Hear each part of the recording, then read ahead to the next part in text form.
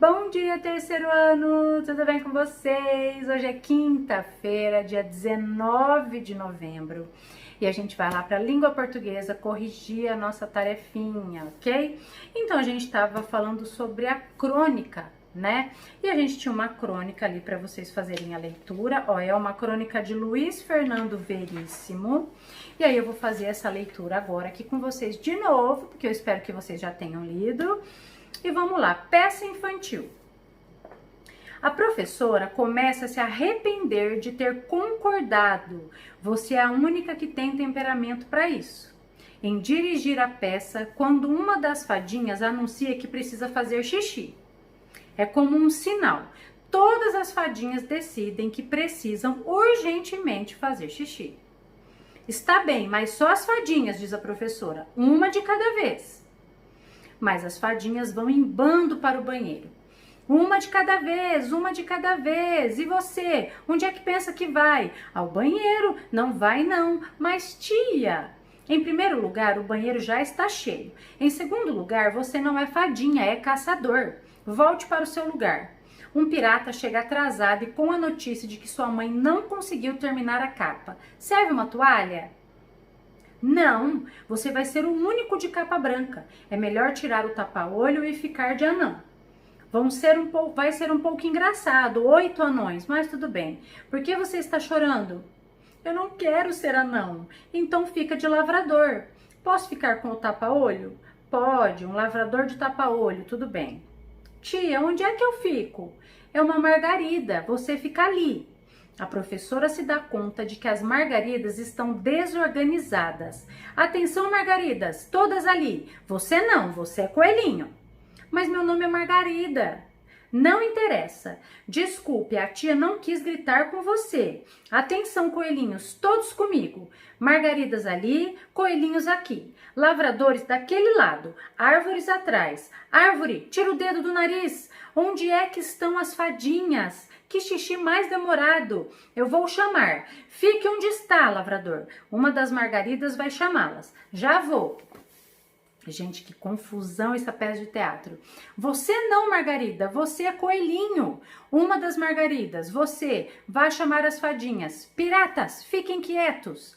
Tia, o que é que eu sou? Esqueci o que eu sou. Você é o sol. Fica ali, que depois a tia... Piratas, por favor. As fadinhas começam a voltar, com problemas. Muitas se enredaram nos seus véus e não conseguem arrumá-los. Ajudem-se mutuamente, mas no seu nervosismo só pioram a confusão. Borboletas, ajudem aqui, pede a professora, mas as borboletas não ouvem. As borboletas estão étereas. As borboletas fazem poses, fazem esvoaçar seus próprios véus e não ligam para o mundo. A professora, com a ajuda de um coelhinho amigo, de uma árvore e de um camponês, desembaraça os véus das fadinhas. Piratas, parem! O próximo que der um pontapé vai ser anão. Desastre. Quebrou uma ponta da lua. Meu Deus. Como é que você conseguiu isso? Pergunta a professora sorrindo, sentindo que seu sorriso deve parecer demente. Foi ela. A acusada é uma camponesa gorda que gosta de distribuir tapas entre os seus inferiores. Não tem remédio. Tira isso da cabeça e fica com os anões. E a minha frase? A professora tinha esquecido. A lua tem uma fala. Quem diz a frase da lua é... Deixa ver... O relógio. Quem?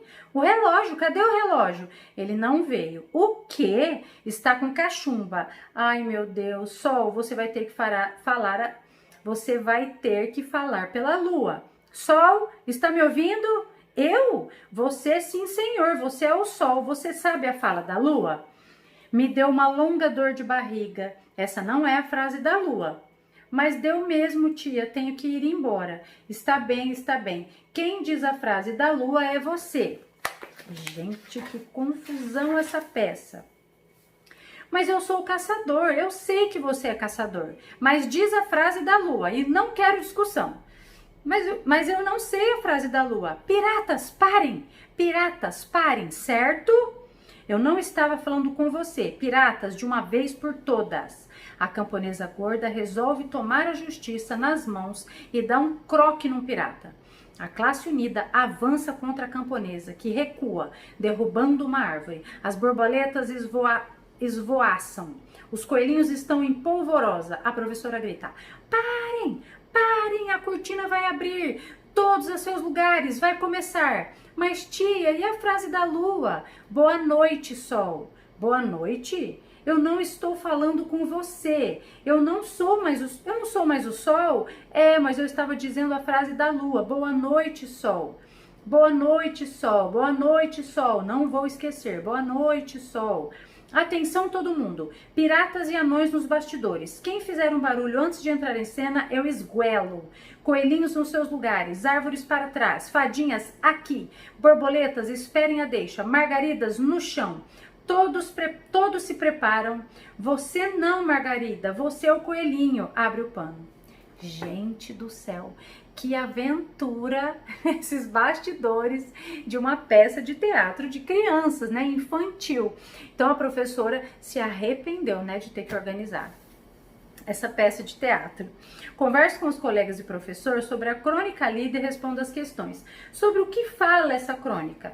Do que essa crônica que fala? Sobre uma professora que estava ensaiando, né, dirigindo uma peça de teatro infantil. Porque a professora estava se arrependendo de ter concordado em dirigir a peça. Porque dirigir crianças não é a mesma coisa que dirigir adultos. Ou porque é muito difícil dirigir uma peça. Não, porque dirigir crianças não é a mesma coisa do que dirigir uma peça de adultos. Qual é a maior dificuldade da professora? Lidar com as coisas inesperadas que aconteciam ou nenhuma das crianças sabia o que faria na peça?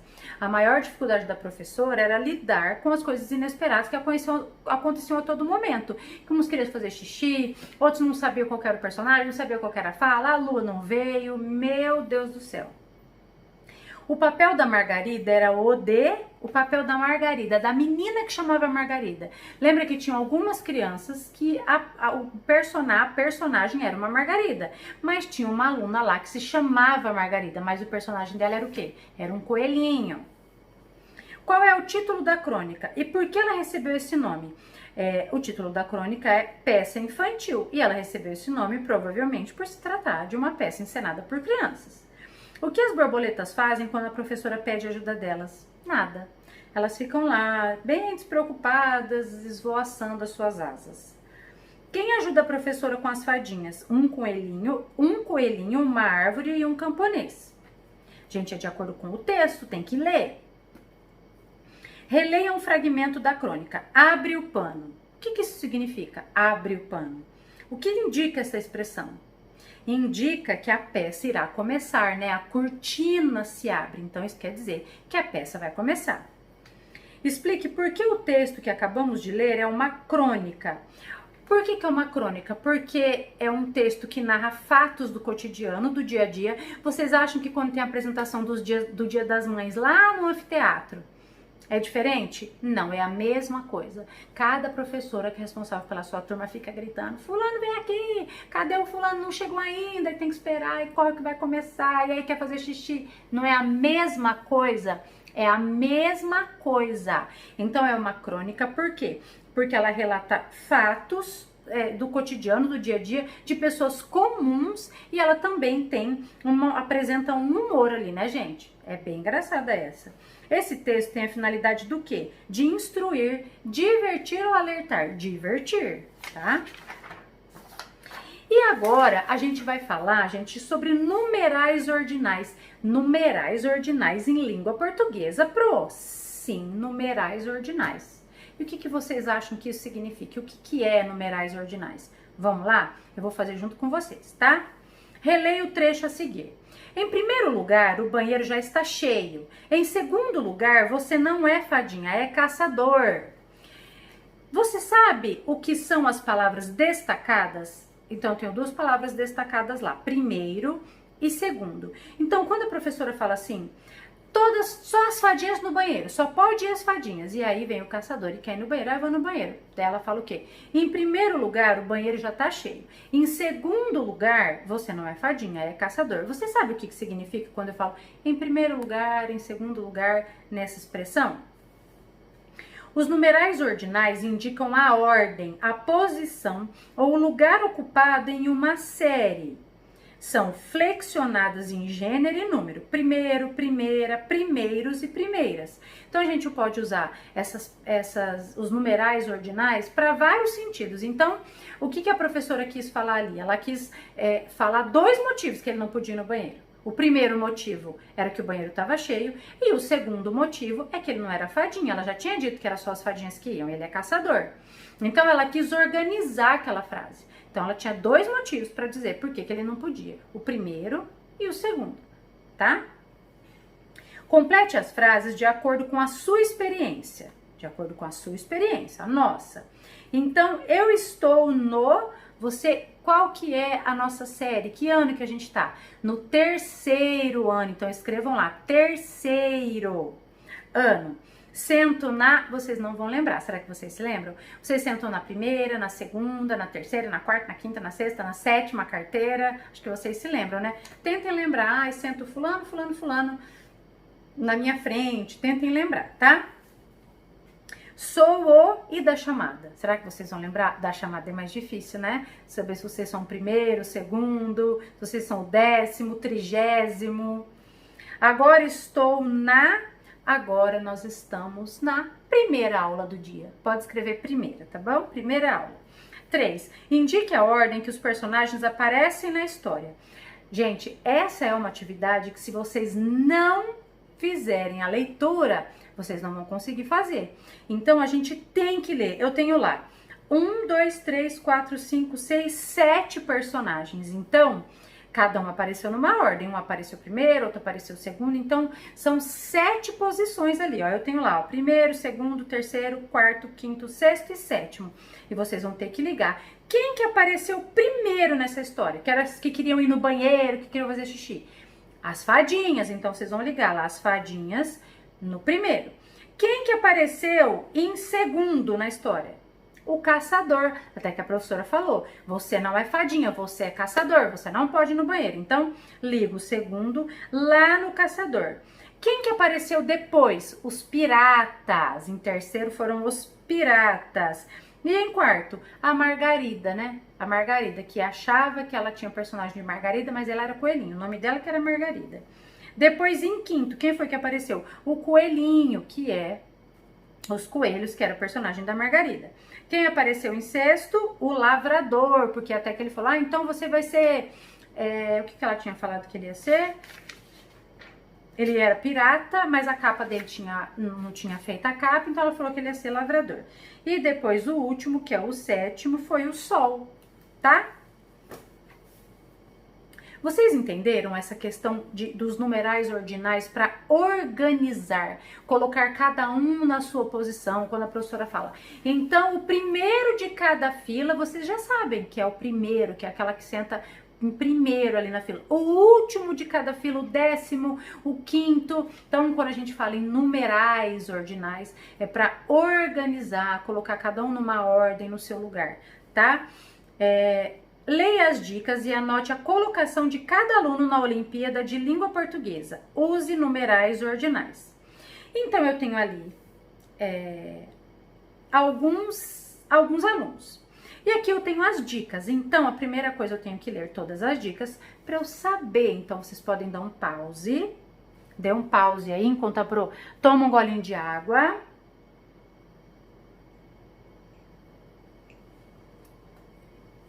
Pronto, podemos corrigir? Então vamos lá. O 9º colocado foi o Alexandre. Ele gosta de bancar o detetive. Bom, bancar o detetive, deixa eu ver quem é aqui que tá bancando o detetive. Ah, achei aqui, ó, com a lupa e o chapeuzinho. Então eu já sei que esse aluno aqui é o Alexandre e ele é qual colocação? Ele é o 9º, ó. O 9º colocado, ele ficou em 9º. Então esse aqui eu já sei, que é o Alexandre, ficou em 9º. Depois eu tenho o 6º colocado foi o Paulo. Ele não gosta de acordar cedo. Vamos dar uma olhada ali. Quem é que tá? Olha lá, ó. De pijama, despertador tocando. Então, esse daqui é o Paulo e ele ficou em 6º nessa Olimpíada, tá? Depois, a Ana ficou entre o Felipe e o Raul. Ela adora ler. A Ana, vamos ver quem é que tá fazendo uma... Aqui, a Ana fazendo uma leitura, ó. Então, tá fazendo uma leitura, eu já sei que essa é a Ana. A Ana ficou entre o Felipe e o Raul.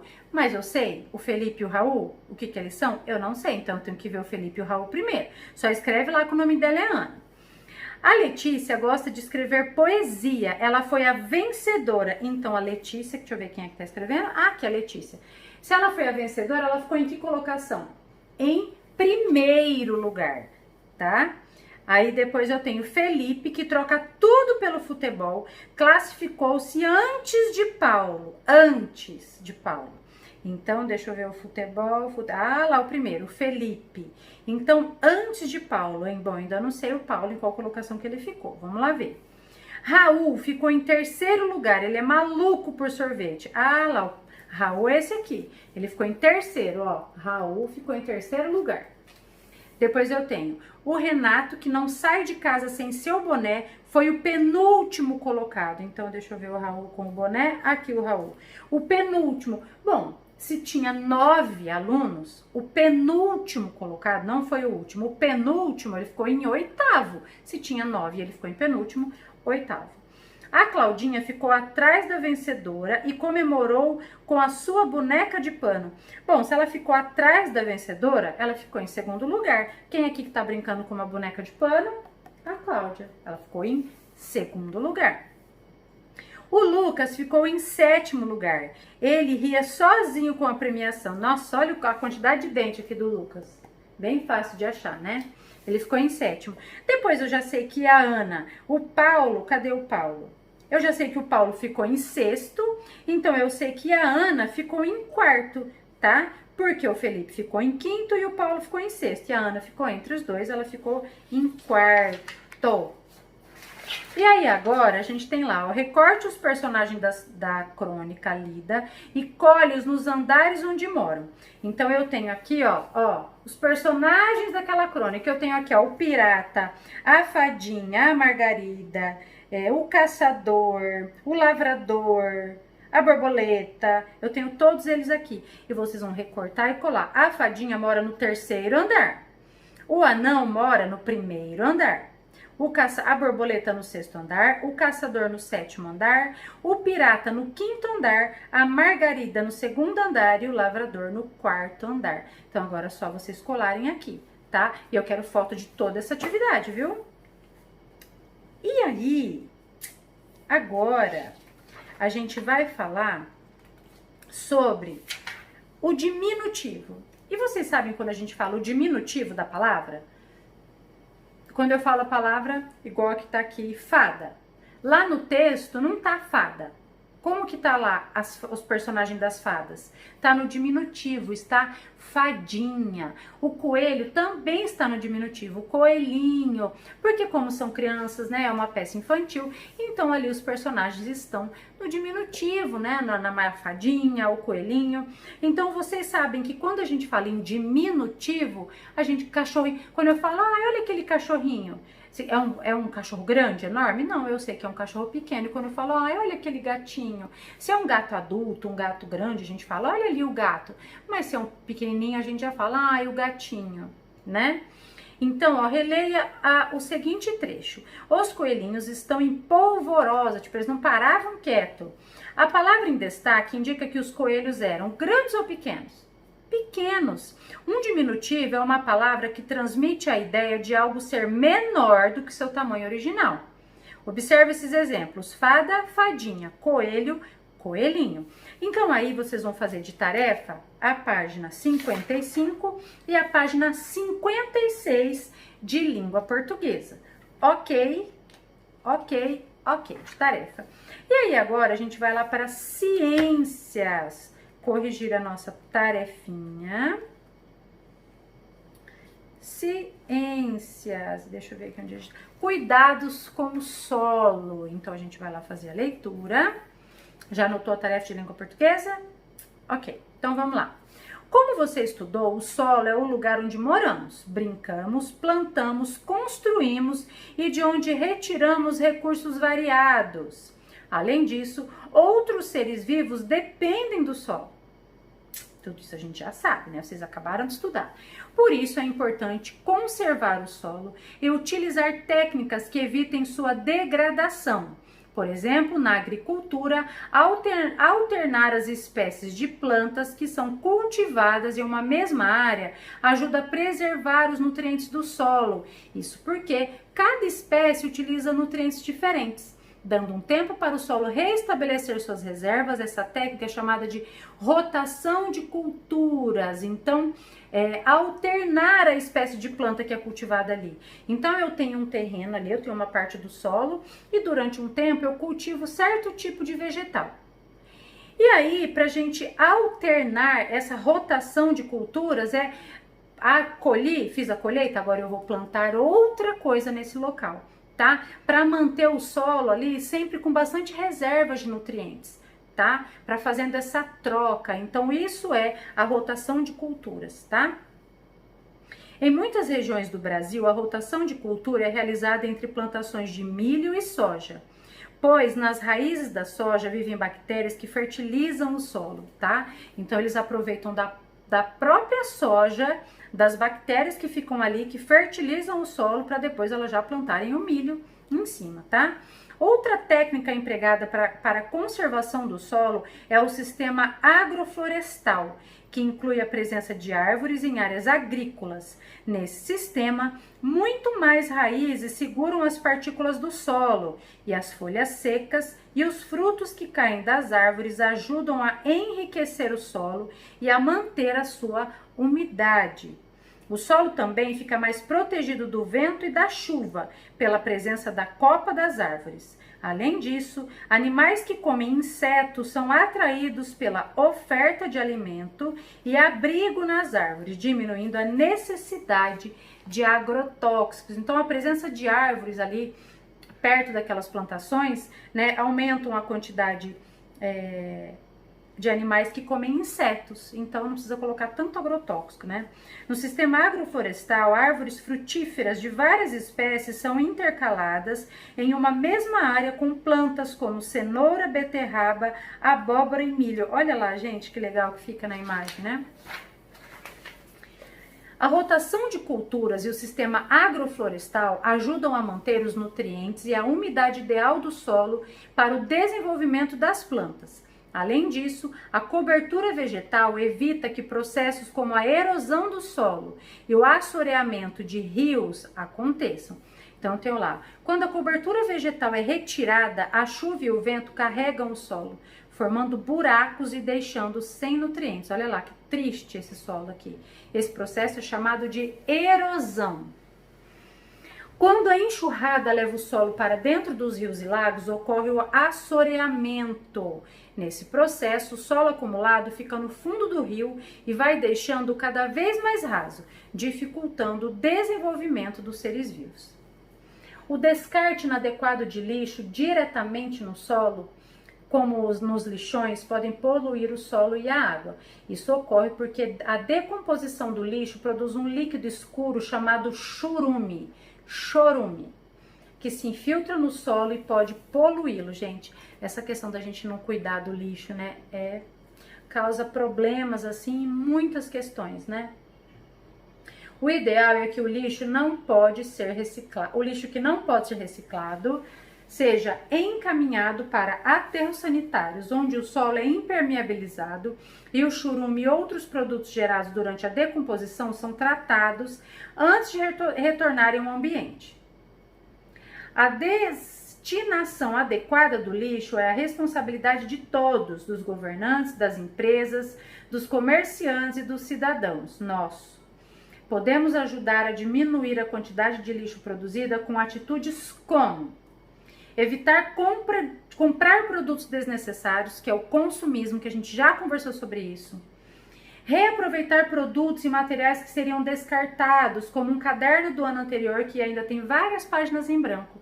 Eu sei que vocês fazem muito isso, tá? Ai, mas eu quero comprar agora o caderno que saiu novo lá. Eu quero, sendo que o do ano passado ainda tem um monte de página em branco. Então, o que a gente pode fazer? A gente passa um tracinho, faz uma margem bonita e escreve lá. 4º ano, que nem o ano que vem, né? A gente tem um monte de caderno lá na escola que a gente vai aproveitar sim o ano que vem. Então, antes de comprar o material escolar, a professora vai mandar tudo que vocês já têm na escola para não ter que repetir e comprar sem necessidade, tá? Separar o lixo orgânico e o reciclável, descartando corretamente. Abaixo do solo existem algumas reservas subterrâneas de água conhecidas como aquíferos, que abastecem rios, represas, lagos e chegam até o mar. O maior aquífero do mundo fica no Brasil. Ele está localizado na região norte, se chama Sistema Aquífero Grande Amazônia. Nas regiões sul, sudeste e centro-oeste, há outro aquífero de grandes proporções, o Sistema Aquífero Guarani. Essas reservas subterrâneas de água são abastecidas pela água das chuvas que se infiltra no solo e nas rochas. Elas são muito importantes, pois podem ser usadas para o consumo e participam do equilíbrio do ambiente. A poluição do solo pode chegar até essas reservas, poluindo também a água. Gente, olha lá no mapa o Sistema Aquífero Grande Amazônia e o Aquífero Guarani. Olha que enorme que é, né? Comparando com o tamanho do país. Lápis na mão. Luciane tem uma horta e realiza a técnica de rotação de cultura, ou seja, eu tenho essa horta, aqui eu planto um vegetal e depois eu vou plantar outro vegetal naquele lugar, tá? Conforme o esquema ao lado. Então eu tenho lá, ó, primeiro ela planta tomate, depois tomate e cebola, depois ervilha e depois repolho. Depois vai tomate de novo, tá? Quais são as vantagens de Luciane realizar a rotação de culturas na sua horta? Qual que é a vantagem da rotação de cultura que a Pro já conversou com vocês? Com a rotação de cultura, o solo renova os nutrientes e se mantém saudável, garantindo uma boa produção de alimentos, tá? O que poderia acontecer com o solo dessa horta se ele ficasse um longo período sem cobertura vegetal? Ele sofreria a ação do vento e da chuva, então, que foi o que aconteceu lá, que a gente viu, a erosão, né? Que poderiam levar os nutrientes e as partículas do solo, causando a erosão. 2. Analise a ilustração que representa o processo de assoreamento de um rio, depois faça o que se pede. Explique como acontece o assoreamento. Eu tenho lá uma foto, então eu vou falar para vocês.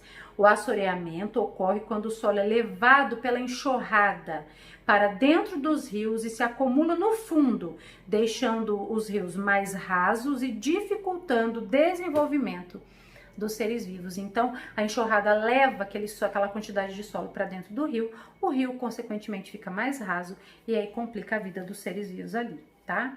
Qual é a relação da presença ou ausência de planta nas margens de um rio com o assoreamento? Gente, na margem que não existe planta, o solo é levado pela enxurrada. Então, se não tem nenhuma planta ali, tá tudo aberto naquele rio, o solo é levado embora. Na outra margem, as raízes seguram as partículas do solo e impedem a erosão e o assoreamento, tá?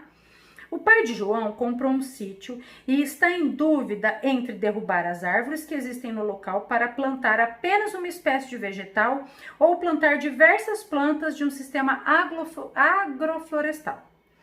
Tente convencê-lo a não derrubar as árvores, citando 3 vantagens do sistema agroflorestal. Então, vocês vão lá, onde está tudo explicado, e vocês vão colocar aqui 3 vantagens, ó. Algumas vantagens que vocês podem escrever, por exemplo, o solo fica mais protegido contra a erosão, os rios e lagos ficam mais protegidos contra o assoreamento, reduz a necessidade de utilizar agrotóxicos, as folhas, os galhos e os frutos que caem das árvores ajudam a adubar o solo. 4. Sobre o solo e o acúmulo de lixo, marque um X na resposta correta. A decomposição do lixo não tem relação com a poluição do solo, vocês acham? Jamais, é totalmente relacionado. Os lixões são a melhor alternativa para evitar a poluição do solo pelo lixo? Então, o lixão é a melhor alternativa, gente? Vamos jogar tudo lá naquele lugar? Não. O churume é formado somente pelo lixo reciclável? Não. Os aterros sanitários são uma alternativa segura para o destino do lixo, preservando a qualidade do solo e da água. Sim, pode assinalar ali. E aí, vocês vão ter mais uma tarefinha. Sim, sim, sim, sim, sim. Então, eu quero que vocês façam a leitura da página 23, que agora a gente vai falar. Ar por todos os lados. Nós falamos do solo e agora a gente vai falar do ar. Então, também, a gente está falando aqui em ciências, né, nesse bimestre, sobre coisas essenciais para a vida, né? Então, eu quero que vocês façam a leitura da página 23, da página 24. Tem algumas questões que vocês podem responder no caderno. 25. E aí, vocês vão, não precisa fazer a 26, tá? Vocês vão para fazer a leitura da página 27, 28, ok? E aí, depois a gente vai ler junto. Então, vocês vão fazer só a leitura da página 25 até a página 28 e a tarefinha de língua portuguesa.